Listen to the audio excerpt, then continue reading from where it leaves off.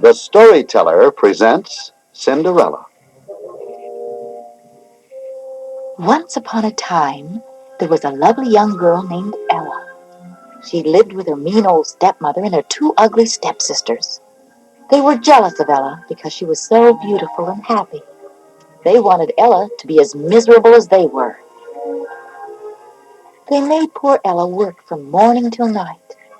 They gave her the worst jobs, and they were always nagging.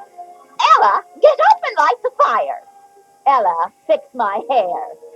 Ella, sweep the chimney. Ella was so good that she never once complained. And that made her stepmother and stepsisters meaner than ever. They made Ella wear old rags. They made her go barefoot, even in winter. They even made her sleep in cinders by the fireplace. One day, Ella's stepmother saw her by the fireplace, covered with black ashes. Ella is too fine a name for the likes of you. From now on, I shall call you Cinderella. Many, many years went by. Then one day, a messenger of the king appeared in the village square. Hear ye, hear ye. His gracious majesty invites all the young ladies of the kingdom to a grand ball. One of these ladies will be chosen as a bride for his son, the prince. When Cinderella's stepmother heard this news, her mean, cold heart pounded with excitement. Her daughters were getting old, and they still were not married. She ran and told them the good news. Come on. We have to get right to work making our gowns. You must look beautiful. On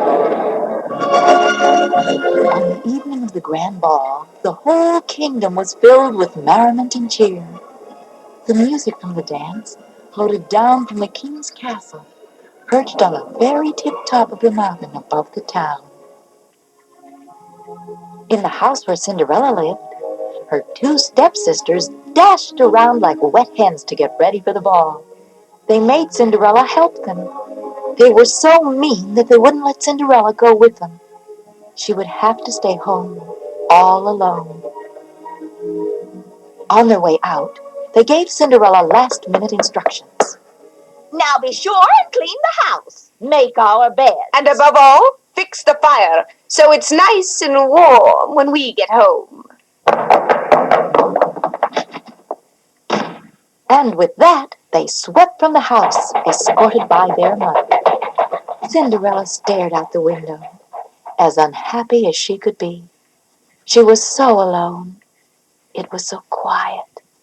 The poor girl started to cry. Just then, she heard a voice behind her. Don't cry, Cinderella. Cinderella turned and saw a lovely lady standing there. Who are you? I'm your fairy godmother. I've come to get you ready for the ball. The ball? The prince? Oh, I'd love to go, but I can't. I haven't a gown. I haven't dancing slippers or a coach. So you haven't, my child.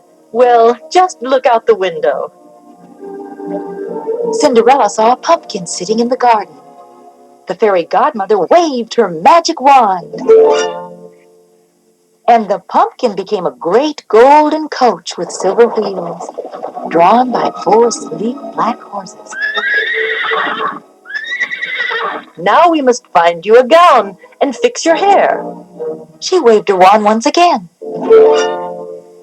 and Cinderella found herself wearing the most shimmering, sparkling gown ever. She had never felt more beautiful. And she was! The dirt disappeared from her face, and her hair was fixed like a princess. The fairy godmother placed a pair of dainty glass slippers on Cinderella's feet. She smiled ever so gently at Cinderella.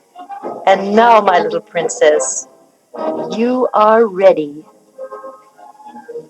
But I must warn you about one thing.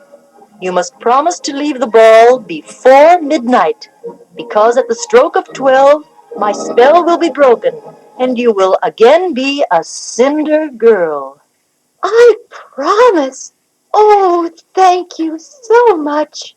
And she jumped into the coach, and away she went.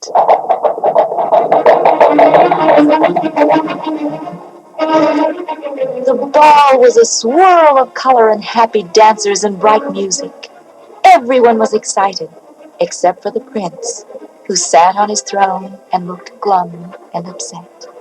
He had met every girl at the dance, and not one of them did he want to marry. And then Cinderella arrived. When she entered, a hush fell over the room. The music stopped. People murmured. Who is she? She's beautiful. Look at her coach. Look at her gown. She must be a princess. The prince left his throne and walked over to her. Everyone fell quiet. Lovely lady. May I have this dance? I would be honored, Your Highness. Let the music play on. I have found my partner. No one knew who she was or where she came from. But it didn't matter. Cinderella and the prince danced every dance. They never left each other's side. Even the cruel stepsisters and stepmother didn't realize that the beautiful mystery girl was their very own Cinderella. And so it went on, hour after hour. And then the clock started to strike. Cinderella was startled. What's that? Just the clock. It's midnight. Midnight? Oh, I must go. She tore herself from the prince's arms and ran out the door. The other dancers were astonished. The prince ran after her. Wait. Wait! Don't go! Guards, stop her! But it was too late. She was gone. The prince stood outside and stared sadly into the darkness. Then he looked down at the ground. What's this? A glass slipper? Her slipper. It's so dainty, so smooth. It must have slipped off her foot. No matter how long it takes, I will search until I find the foot that fits this slipper. So Cinderella returned to her cinders and rags. And the prince, in his castle high on the hill, wished for the girl of his heart. Meanwhile, his servants searched the kingdom, door to door, carrying the glass slipper. Finally, they came to Cinderella's house. There, a royal servant commanded the stepmother. Bring all the women of this house to me to try on this glass slipper. Whomever it fits shall become the bride of the prince. The two stepsisters grabbed and shoved to get to the slipper and be the first to try it on. But it was no use. It was much too tight. Then the king's servant took the slipper back. Give it here. It doesn't fit either of you. He then saw Cinderella hiding behind the fireplace. Come here, young lady.